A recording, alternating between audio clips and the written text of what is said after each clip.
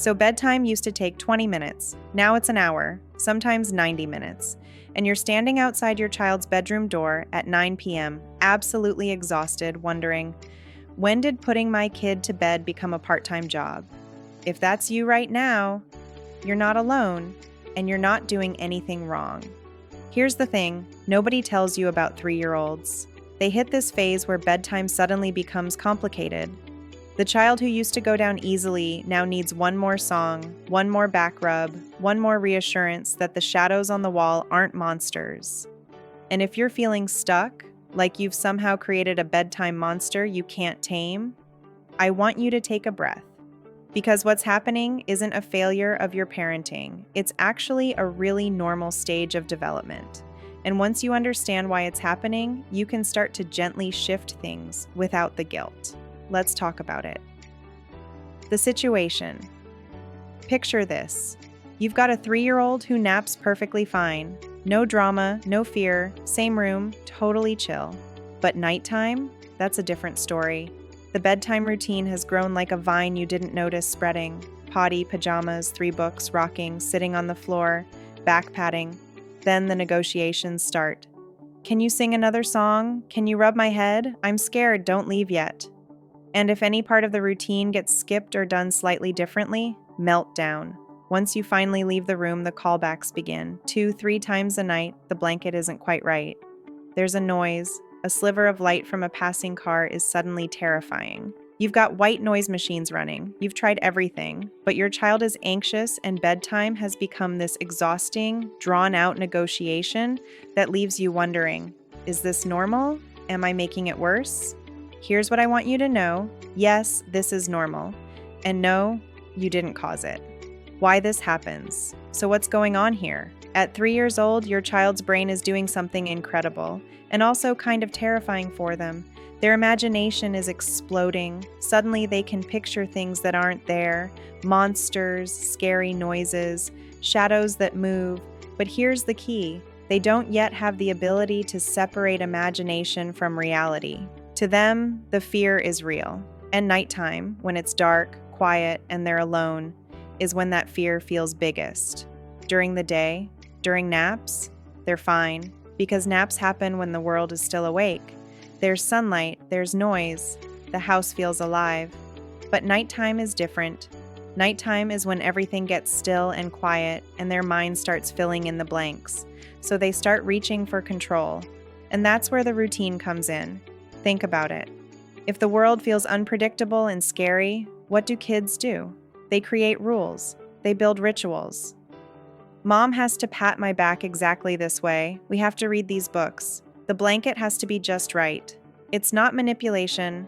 It's not them trying to drive you up the wall. It's their way of trying to feel safe. And you, being the loving, attentive parent you are, you've been responding to that need, which is beautiful. But here's the tricky part.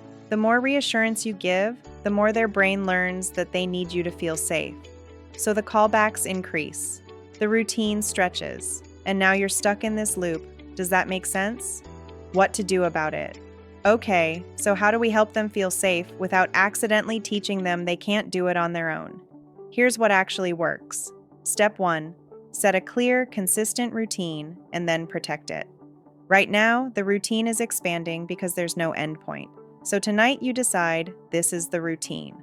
Potty, pajamas, 2 books, 2 minutes of rocking, 1 song, and you're out. Write it down if you need to. Make a little chart with pictures. Let your child see it so they know what to expect. And then, this is the hard part, you stick to it. When they ask for one more song, you can say warmly, I know you want another song, and tomorrow night we'll sing it during our routine, but right now it's time to sleep. You're not being mean. You're being consistent. And consistency is what actually helps anxious kids feel safe. Step 2, externalize their sense of safety. Right now, you are their safety object, so we need to give them something they can control on their own. This could be a special stuffed animal that keeps them safe at night. It could be a night light they choose. It could even be a little flashlight they can turn on if they're scared. Bedtime suddenly stretching to an hour or more with a 3-year-old isn't a sign you've done something wrong. It's a normal developmental phase where imagination explodes faster than a child's ability to manage fear, especially in the dark and quiet of nighttime. What looks like stalling or manipulation is really your child trying to feel safe through routines, rituals, and your presence. And while your reassurance has been loving, it can accidentally teach them they need you to settle. The shift comes from gently setting a clear, predictable routine, giving them external sources of comfort they can control, validating their fear without feeding it, and slowly stepping back so their nervous system learns they're okay on their own. It takes patience and consistency, but this phase doesn't last forever, and the fact that you're searching for ways to help tells you everything you need to know. You're a good parent, your child is learning, and soon bedtime will feel manageable again. The key is, it's theirs. They're in control of it, not you. You might say, Mr. Bear is really brave at nighttime. He's going to stay right here with you and keep you company. Is it a little silly? Sure. But to a 3-year-old's brain, it works. Step 3, validate the fear, but don't reinforce it. When your child says, I'm scared, resist the urge to say, there's nothing to be scared of. Because to them, there is. Instead, try, I hear you. Nighttime can feel a little different, but you're safe, your room is safe, and I'm right down the hall. You're not dismissing the fear, but you're also not diving in to fix it every time, which can send the message that there is something to be afraid of. Step 4, gradual withdrawal. If you've been sitting with them until they're fully asleep, that's okay. But now we're going to slowly step back. Tonight, maybe you sit on the floor, but don't pat their back. Tomorrow, you sit closer to the door. The next night, you sit just outside with the door cracked. You're still nearby, but you're teaching their nervous system, I can do this. I'm okay. Step 5, handle the callbacks calmly and briefly. When they call you back, go in, but keep it short, boring, and calm. Fix the blanket, say, you're okay, it's time to sleep, and leave. No extra songs, no long conversations, just calm, quick reassurance. It might take a week or 2, but their brain will start to learn. Calling mom doesn't get me more connection. I'm safe. I can settle. Reassurance and close. Here's what I want you to remember. You are not failing. You didn't create this. This is just a phase, a very normal phase, where your child's brain is growing faster than their ability to manage it.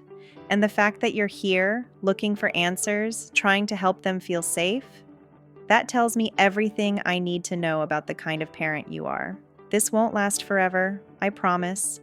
One day, sooner than you think, you're going to walk out of that room after 2 books and a hug, and they'll just go to sleep. And you'll barely remember the nights when bedtime felt like climbing a mountain.